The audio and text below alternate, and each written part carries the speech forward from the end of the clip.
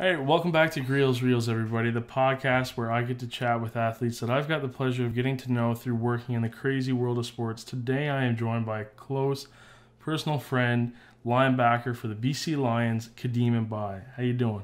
Good, and you? I'm good, man. So we just got back from some axe throwing. You almost took my toe off. Wait. You were in the way. I was in the way?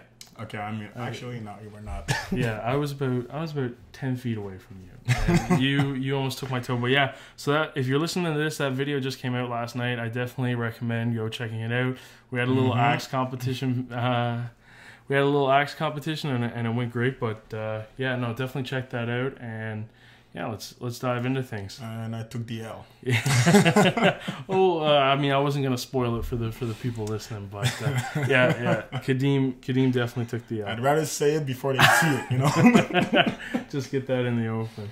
Yeah. All right, but yeah, so we'll start this off with you're a Montreal native, and then you went through and played Cégep in the city, and then all of a sudden, your name was called by the Montreal Alouettes of the CFL draft. Yes. How was that feeling? Let's go back to there. It was great, For me, I played football since I was 12 years old, and I was played in Montreal until I moved to Ottawa University to play football. So for me to go back in my city and actually be able to play for the professional team in Montreal, it was great. Because for me, the first football game I've seen in my life was actually the Alouettes, So it was great to actually be on the field this time and be the one playing. So, yeah, it was massive for me. Yeah, and I mean, within, being in your hometown, you definitely got a chance to do some community involvement. And, I mean, wherever you've gone, you stay pretty in touch with the community, and you always try and do different initiatives. What kind of initiatives and things have you done in the past? Actually, the fact that I played with Montreal helped me a lot to start a company with one of my partner. It's called Power Circle Athletics. So what we do camps. We go in like schools and we provide camps for young athletes, And we have a group of coaches that are all football players from CFL. So for the kids, it's amazing for them, Like the first camp we did was in Mont-Laurier, which is like far. real far from Montreal, Yeah. And for them it was great to have a group of pro athletes to come there and give them a little bit of knowledge, So we worked with the athletes and we worked with the coaches, and what is actually great about that is the same year they won the Ball d'Or. This is amazing for us. I was so happy for them. They were really like a good group too, And then we did it at Saint, and even them, they got a second round of playoff, which is great, which was amazing for them, So it's a good way of giving back to the community, to help those kids to get better, because sometimes in like the little area far from the big city, they don't get that same chance as people that live in the city, And so with the hours I started that Power Circle thing, and then I did a lot of conferences. So I went to school and talked to kids and just explain them my basically how did I get to the professional, talk about school, about work ethics, a lot of stuff that a student athlete will have to face to get to where he wants to be. And it's not only about football, it's about consistency, it's about a lot of stuff, different stuff, What kind of stuff? I mean, just as an athlete, sometimes people are like, they're going to school, they get the bursary, but they don't actually understand like how hard it is, especially when you get to that university level, You have to work, you have to go to school, you have to go to your run in the morning, you have to study, you have to pay rent, you have so many things to do, like I can't even say all of them, And you need like a certain way of working, you need to be able to manage your schedule, And for me, it was actually a good test to move from Montreal and come to Ottawa, because I got a chance to be, responsible. I was all by myself, so I had to find a way to make it happen, And I'm actually proud of myself that I actually did, So yeah. Why was the Power Circle program something that you wanted to be a part of, that you wanted to start up? Like, why? when I was playing football, let's say in high school or CJEP, if you want to get training from people, it's always expensive. It's expensive, and in my situation, I didn't really have money to do it. So most of the time, I went to see like my friends and learn from my friends and stuff like that, and that's why I wanted to be able to like give back basically, because it's not everybody that actually have the funds to do stuff, and that's why like all of our thing we do, it's really low prices, super low prices, to give the chance to all those guys to actually get something, and I've always been that type of guy who just wants to give back, because if I got the chance to get there, I actually put the effort and everything, if I can just show the new generation like what it takes, so they're gonna be able to do it and even do better. Like for me, it's just gonna be like the best thing. Because just when I coached at those camps, just for me to like teach a technique to an athlete, and like after like certain amount of reps, he actually gets it. For me, it's like the best feeling. Honestly, it's so nice, and you can see that guy getting excited because you actually got it. And as an athlete, I had that too. I had that feeling. So that's why to give it back to those guys is just amazing. Honestly. No, 100%. And then, so you mentioned a little bit about how moving to Ottawa from Montreal was a nice little learning curve for you. And then in this off season, you ended up signing with the BC Lions, so that was even a bigger move.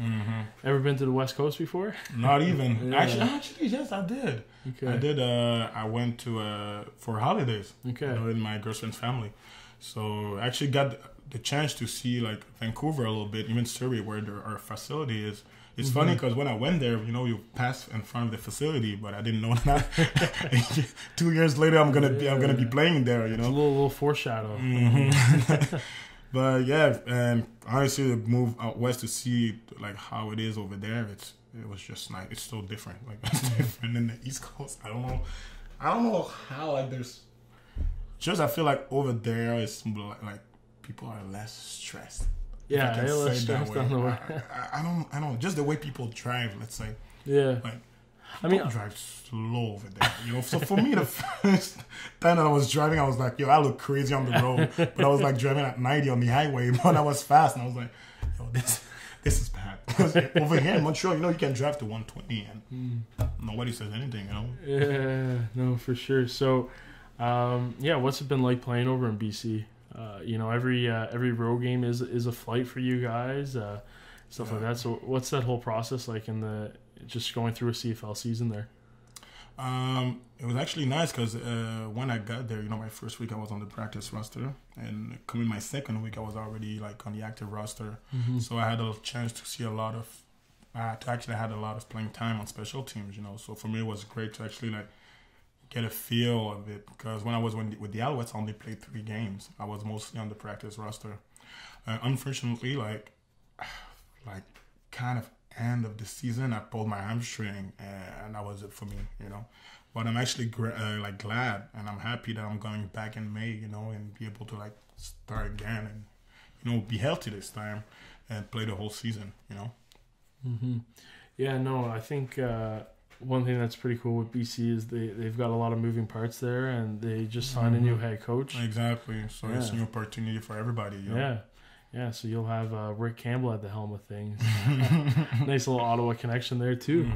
Yes. Okay, but we'll backtrack a little bit back to the whole process of getting to the CFL, and I think one thing that was amazing for me, because I got a front row seat to watch, was how you prepared for the combine. And you went from not getting an invitation at East West, the prospects game, which you've always kind of been proud of, in the fact that like, hey, I didn't get this opportunity, but now look at how I've taken that adversity. And then you got named to the regional combine, and even there, the amount of prep that you did, the CFL, for people who don't know, give 3 to 4, maybe even sometimes 5 spots to people from the regional combine to go to the national ones, and you were one of the guys who got that ticket. So what'd you do to kind of just step your game up there in that process? It was, I can remember when I didn't get the invitation to the East West. I was mad. Like I was just And it's normal, you know, because when you're in a university, you know, the East-West is like the big thing. So from there, I really had to like focus and just be like, okay, you know what, like there's still a way to do it. You know, I can still make it happen. You know, and there's some stuff that happened in my life too that made me like just like focus and be like, you know what, man, hey, I have to do it. So I took the step that I had to, and I did train. I took the diet because one of the reasons why I didn't get the invite and I even didn't get invited to the regional was because of my weight. Because I played at linebacker and I was 260 in my third year. 260 for a linebacker, a middle linebacker is heavy as hell. So I had to go down. I have like, when I started to train and I stopped being a little like complaining and putting the fault on everybody, it was like, what, end of January? And the regional combine was March, if I remember, like end of March, like 24, something like that. So yeah, and I got from 260 to 236. So for me, it was huge, you know, because there was a goal that I set for myself, and I actually found a way to do it. I had to go on a diet. I had to train almost every day and like go to run, and you know, go to lift, and, you know, go to yoga, hot yoga, all those stuff, just to be ready, to be mobile enough, to be fast enough, and just get my body ready, because I knew that the combine was not about to be easy, you know, because I had the goal to just go over there and show them that I'm versatile. So I played linebacker over there, and I did the D-line too, you know, and you know what, I think it worked, you know. Yeah, no, for sure. It was funny. One of my funny memories about that combine, and I don't know if you remember this, but Chris Jones came up and started chatting with me because I had my U Ottawa GG's stuff on, and he was asking me some questions like, oh, you know, who's the best player on your team right now? And I was like, oh, well, I wasn't trying to say too much because I'm a photographer, right? I was a photographer there, so it's just like, oh, you know, coach, like, football's a team sport. And he's like, oh, I know that. And he just wanted me to cut through all the BS. And it was just like, who is it, right? But then, and he asked me some questions about you, and I was just like, I was trying to get away from the football sense because, you know, sometimes in terms of, like, fundamentals and when it gets down to the nitty-gritty, you know, I ain't a pro, right? So I was just like, oh, yeah, he's a great guy, you know, like, great in the locker room. Just, like, all the guys really look at him as a leader. I didn't even know that, man. Yeah, no, I hold your handshake now. But no, so I did tell you this, and your initial reaction was like, dude, you should have told him I dropped like 25 pounds getting ready for this combo. For real? Yeah, bro, you said that to me. Yeah, I laughed so much. So you know what, guys? I didn't even know it, but I got my ticket because of Robert. No, not He's even. the one that made me go to the national combine. Not even. I'm not gonna take credit for that. You put all the hard work into that. But yeah, no, that it was so subtle, but it just made me laugh how like Chris Jones came up to me and asked me a few questions, and I was terrified to say anything, right? So I was just like, yeah, he's, you know, I spoke the truth, great guy, and the guys, I mean, I seen how great of a leader you were that one season. I appreciate it. But yeah, but I'm not even surprised that I said that to you, because I was so proud that I got back to 236. Like the last time I was that weight, it was my first year at university. So I was so proud of it. I know. I remember you. We were studying together in one room, and you just had like your little meal prep of like your veggies and stuff, and I could tell you were hating every minute of it because all those greens. Yeah. Here's the thing. I mentioned this to you before. The cheese life. Oh man. Yeah, I'll tell this little story. I don't think this is probably going to expose you a little bit, but I don't think I've ever seen anybody. So, for those who don't know, typically for a road game, we'll leave the day before. And we'll leave. You have to say that one, okay? We'll leave early in the morning, and there's always a Loblaw stop, so we hop in the grocery store, and like guys will pick up muffins. You know, the super fast wide receivers, they'll get some fruit, and everybody will get their snacks for the weekend. And then I get onto the bus and I see Khadim in the back of the bus just munching on something. I'm like, there's no way that's what he's eating. I'll say it. You say it? I'll say it. So every time that I go on their bus trip, okay. And when we stop to Loblaws, even in the siesta, if I have the chance to stop somewhere, I buy chicken, water, juice, and a brick of cheese. Yeah. And, you know, sometimes I forget the chicken. Sometimes I forget the water. Sometimes I forget the juice. But I never forget the cheese. Man, the dude loves his cheese. And, like, yeah, so he'll sit and he'll eat a brick, like a full, like, block of cheese and just munch on it. But my question is, some people, you know, they cut it. You know, they cut it in little slices. But what's the difference in your mouth? You know, if you take a bite straight from it, or you just cut a little slice and eat it. You know, Well, it's the same thing. It's like eating a cookie. You know. Yeah, but there's a difference between eating one cookie and eating the whole pack of cookies. Robert, you know what? I liked you before. All right, you got me. But even when I was doing that diet, you know, my trainer was like, "Yo, you gotta stop cheese, man. That's why you're fat." And I'm like, "Man, don't tell me that, man. Is there a way to do it?" And he's like, "We've actually found a sort of cheese, you know, that I could eat. I can actually only buy it at Costco. I forgot the name, but I know the package is baby blue. Yeah. So yeah, but no, it's I'm not on a diet anymore. So I get it, man. Like dairy product, like me, milk. I could drink like 8 liters of milk a day, easy. Like I think we went on all-inclusive cruise one time when I was in high school, and I counted up how much milk I drank. I probably drank like in the 7 days we were there. I think I drank something like 38 liters of milk. Whoa, you got good bones. That's what they say. I mean, hey, I've only ever broken a bone once, and that was my finger. And I was 3 years old, and my mom took me sledding, and like I put my hand in the van door, and she closed the door on my hand. And so get this now, I was crying for the rest of the day because I had a broken finger, and my mom was just like thinking I was just being an ungrateful little brat who just wouldn't like enjoy the day of sliding, right? And then so eventually she was like, kind of noticed my fingers messed up, took me to the hospital, and then realized what happened, right? So, but yeah, that's the only bone I broke, and that was. Yeah, you were 3 years old, so probably not even addicted to milk yet. No, that's the thing. So, no, I definitely get the dairy, but you're also a pretty busy businessman. It's not just the Power Circle that you got going on. You've always got a bunch of different projects on the go. What are you working on now? Actually now I'm working on camps that I'm gonna have them starting like March, April, May.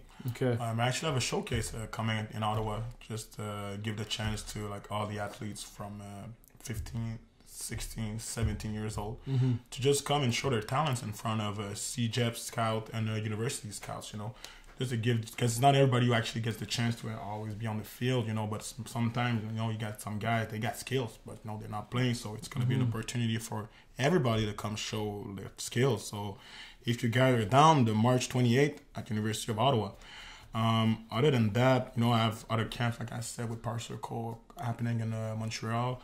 I also have a security company with one of my ex-teammates from University of Ottawa. My will linebacker, you know, Ricardo Lubin. So yeah, we have that security company, and what we do is we do security for like places like a bar, nightclub, hotel, condo, and we do also a close protection. You know, like actually last weekend we had the singer Daju, which is from France, and he had his show in Montreal, so we had to basically do the security for him for like 4 days, and it was a super great experience, honestly.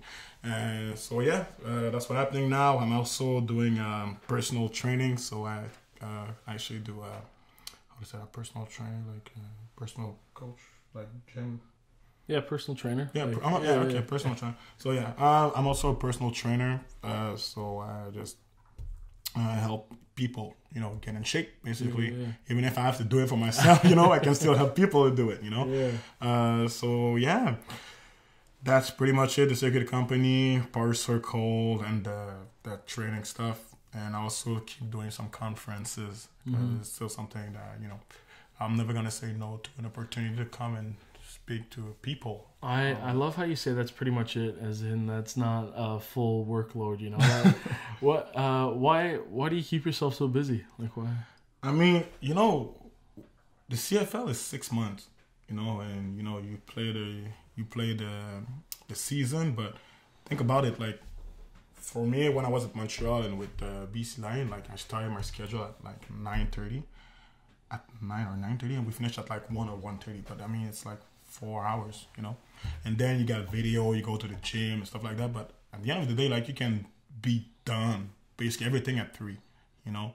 So I'm pretty sure you did that too, university. After a good night of fun at the nightclub, you woke up at that time, you know. So that's why I'm like, we have so much time, and after and when it's the off season, I mean, I'm not just gonna sit at home and just watch TV and go to the gym. I mean, you have to get ready for the end of your career too. You gotta do stuff and have the time to do stuff. So that's why I just keep on putting myself in a lot of different projects, and I just love business world. I just love being an entrepreneur, and I love the fact that I can be like an athlete and be an entrepreneur at the same time.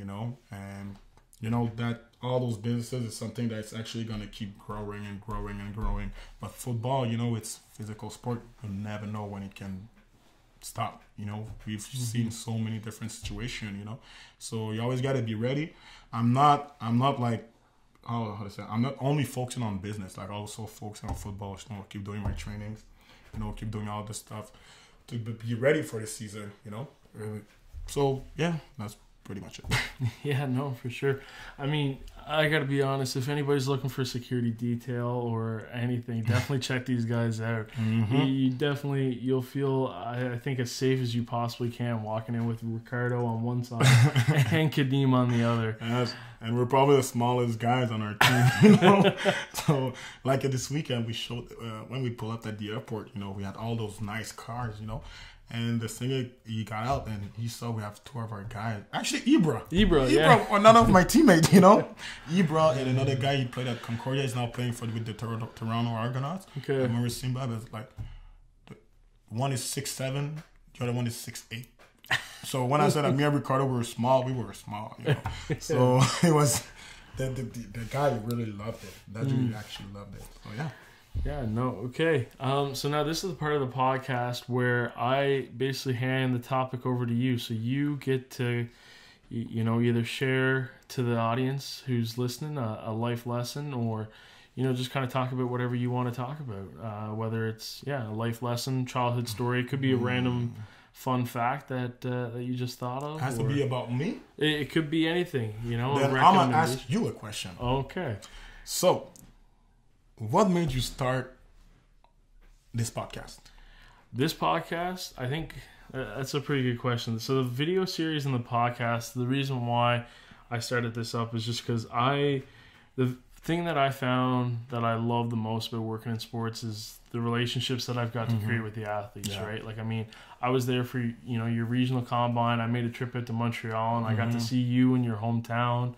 And you took me out to breakfast at a beautiful spot and stuff like that. And I've really appreciated the bonds that I've been able to create. And I think this is one way that I can expand on that. And the video series is kind of aimed to see, serious athletes in a different light, right? So typically athletes are always, I find, portrayed as, very serious, and it's football, and it's kind of nothing else, or it's whatever their respective sport is, right? So, I mean, with the axe throwing that we just did, you got to have a little fun. You kind of, you get to see, the goofy and funny side that not every fan is going to get. I mean, the only reason I know that side of you is because I spent, for a whole season, like almost 24 hours a day with you, 7 days a week, right? So you see that on the bus and in the long hours of practice and in the meeting hall and stuff like that, right? So I think for fans, it's something that they can enjoy seeing as well, right? And then the podcast is just, to have good conversation with great people. I think athletes, the standard individual or the people who the average fan can learn a lot from, just how people athletes at whatever stage, whatever level live their life, right? Like there's a lot that you can learn from a guy like you, and I don't think a lot of people notice that. So I'm going to try and instill some knowledge and with your stories, right? But why I'm asking that question is because when you started with the GGs, basically, like, we literally saw just a guy coming with a camera, and we're like, who the hell is this guy? But I can tell you one thing, guys, like, I think it took not even a practice till everybody just adopted it. Like, I've never seen a guy get in a team and just bond with everybody so fast than you. Like, everybody was like, oh, Robert, my G, Robert, my guy, and everything. Robert was part of the crew, so easily. And what I really like, how can I say that? I really liked about you is the fact that you did put so many hours with us. Many hours with us. And I don't know how much you get paid or if you even got paid. But, and you did such a great job in just doing it because you loved it. you know? Not because you were forced to or not because you were trying to get popular. Nothing. You just did it because you loved it, you know? And that's why all of the thing you did were always great. And that's why, like, whenever you ask me one thing, I'm always going to show up. Because what? Because you were so kind to all of us and you did such a great job with us. And now I see you, like, taking picture at the Red Blacks game, working with the Furry.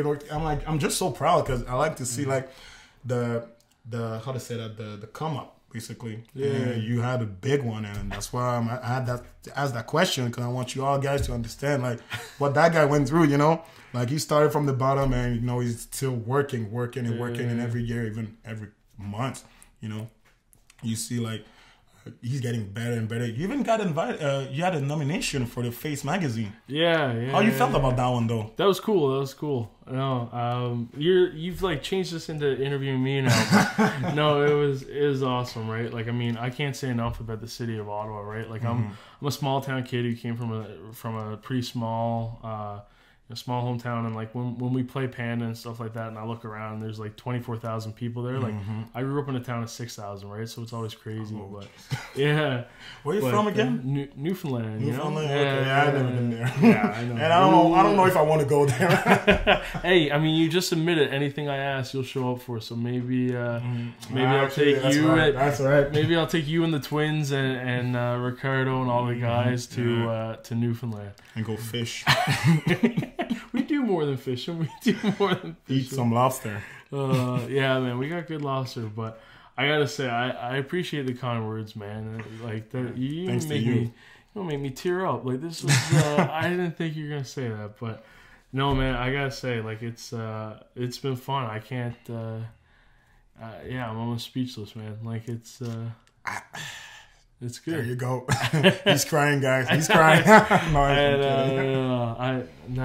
not crying yet, but no, man, I appreciate that, and that's something that I mean, if I can recommend anything to anybody, it's just find something that you love to do, and then you know, just do it. And yeah, like, it's incredible. And like, some people always kind of question, like, oh, like, why are you putting so much time and effort into it? Why are you doing this? Why are you doing that? But it's like, I mean, just the results of how everything turns out, right? Like, I mean, I think I look at me and you, and we probably come from two very polar opposite backgrounds, right? And I mean, the relationship that we've been able to create just through, you know, each other working basically as hard as we possibly can with you on the field and with me off the field, it creates a bond that just, I think, goes more beyond just the sport and just you know, the social media and things. You know, with stories like yours and mine, it's just, it makes you think that, you know, you don't need to be like a pro athlete or like the big shot to accomplish something, you know. You can be literally anybody, but as soon as you have dedication and you actually love what you do, you can do big things, you know, and you're basically the proof of that, you know. Because most of the time people always just think that, oh, you know, he has it easy because he's a pro athlete or he's a star or whatever. But no, everybody started at some place and had to work a lot to get there, you know. And you don't need to have the big name or whatever. You can literally be anybody. But as soon as you got dedication and you love what you do, you can accomplish a lot of things, a lot of great things. 100%. I think that's a good point to end this off, because I know you gotta take off, because like I said, busy man. He's got things to do.